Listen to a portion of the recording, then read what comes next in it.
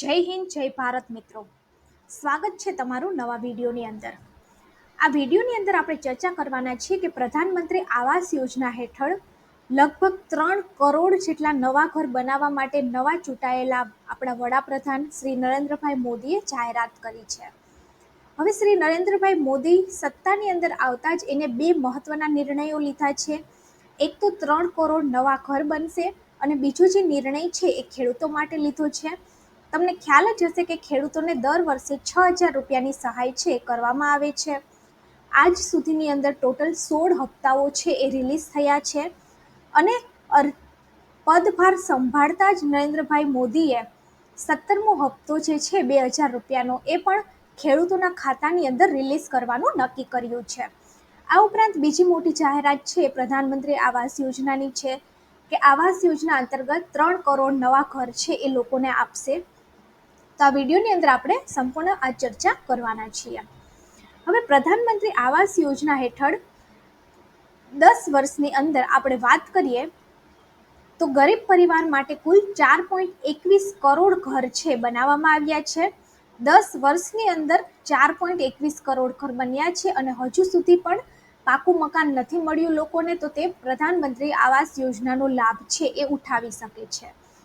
PM Narendrabhai મોદીના ત્રીજા કાર્યકાળની શરૂઆત થઈ ગઈ છે અને પ્રધાનમંત્રી નરેન્દ્ર મોદીના આવાસ પર સોમવારે એટલે કે 10 જૂનના રોજ નવી કેબિનેટ બેઠક છે એ યોજાઈ હતી.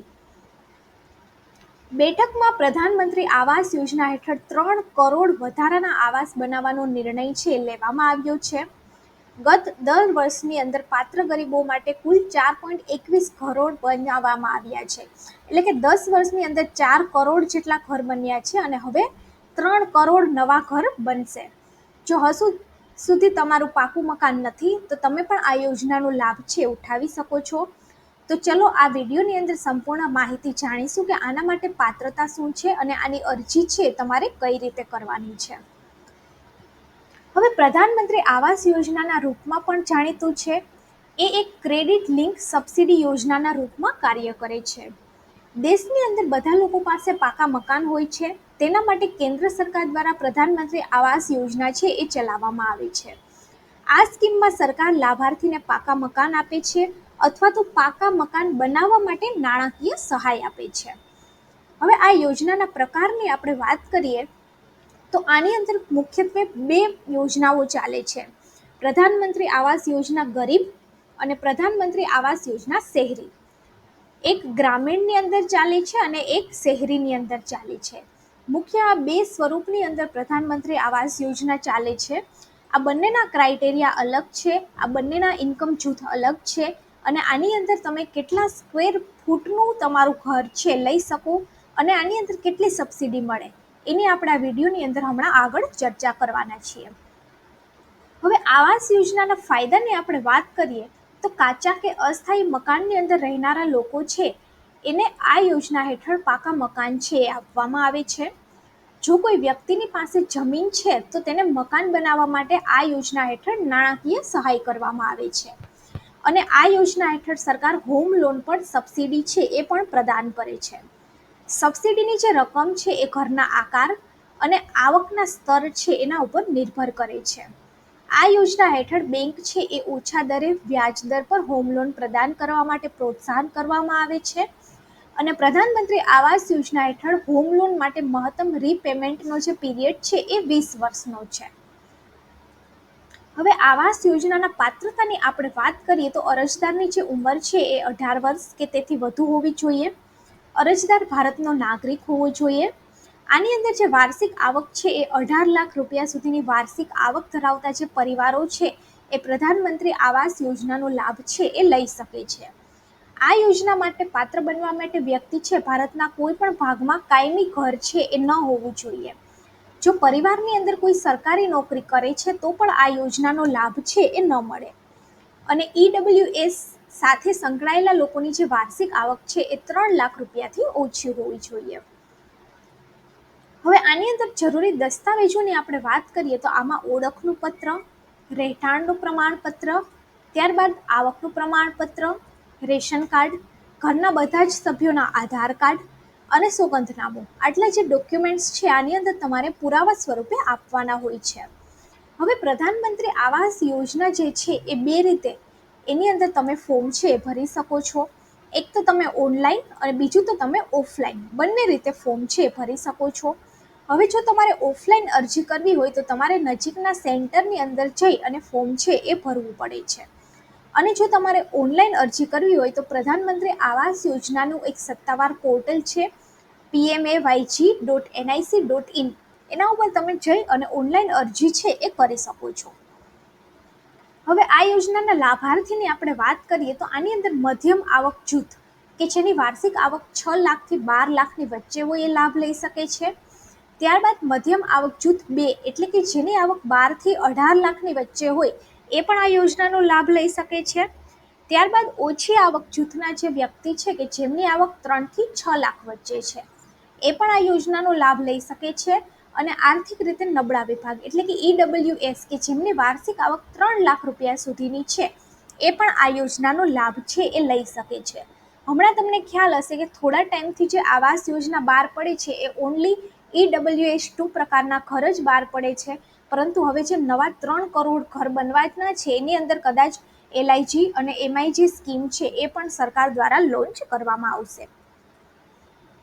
હવે જ્યારે LIG અને MIGના લાભાર્થી માટે પ્રધાનમંત્રી આવાસ યોજના માટે ક્રેડિટ લિંક સબસિડી યોજના છે એ ચાલે છે. EWSના લાભાર્થીઓ છે એને સંપૂર્ણ સહાય મળે છે. અને આ યોજના LIG અને EWSના લાભાર્થી છે એ બનવા માટે અરજદારે આવકનો જે પુરાવો છે એનું એફિડેવિટ પ્રદાન કરવું મહત્વપૂર્ણ છે. હવે આ યોજનાના પાત્રતા પરિણામની આપણે વાત કરીએ તો આની અંદર એક તો EWS2, LIG, MIG અને MIG2.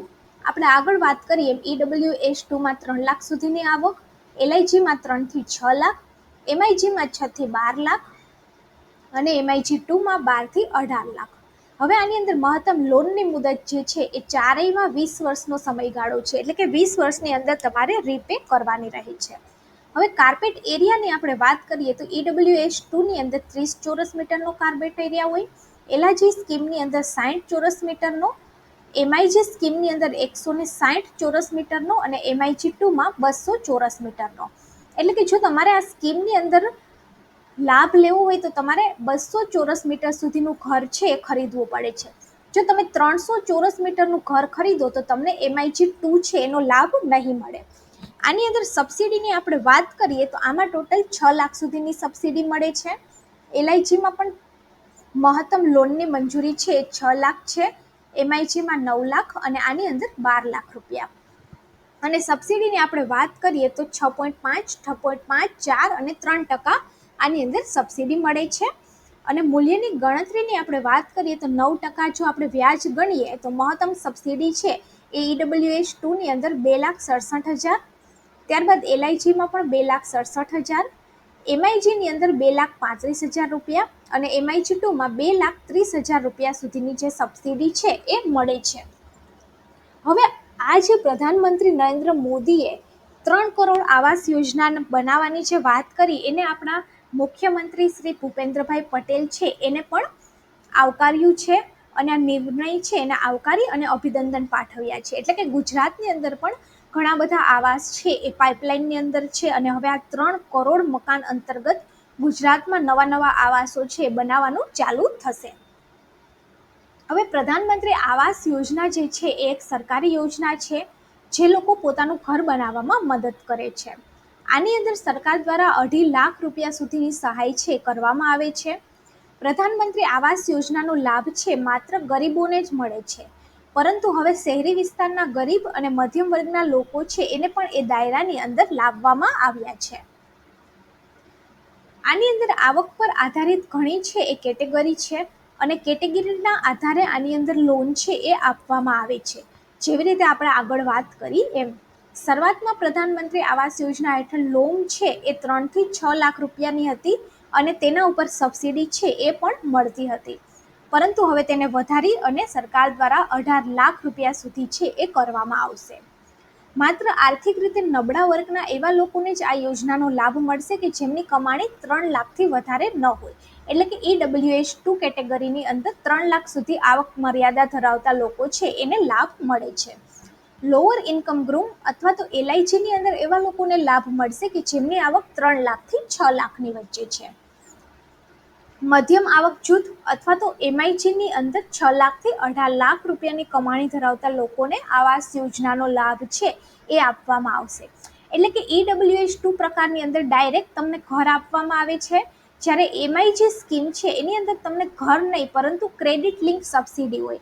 એટલે કે તમે બિલ્ડર પાસેથી ઘર ખરીદો, ત્યારબાદ બિલ્ડર છે એ જ તમને બધી પ્રક્રિયા છે એ કરી દેતો હોય છે અને ત્યારબાદ તમને અમુક સબસિડી છે એ 1 વર્ષ અથવા તો 2 વર્ષની અંદર તમારા ખાતાની અંદર જમા થતી હોય છે.